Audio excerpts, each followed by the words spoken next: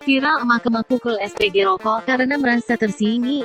TKP Parkiran Mapolres Banyumas, Kecamatan Purwokerto Utara, Kabupaten Banyumas, Jawa Tengah. Dalam video tersebut, emak-emak berkemeja biru muda terlihat memegang tangan seorang SPG cantik berbaju hitam. Kemudian emak itu dorong masuk SPG rokok ke dalam sebuah mobil.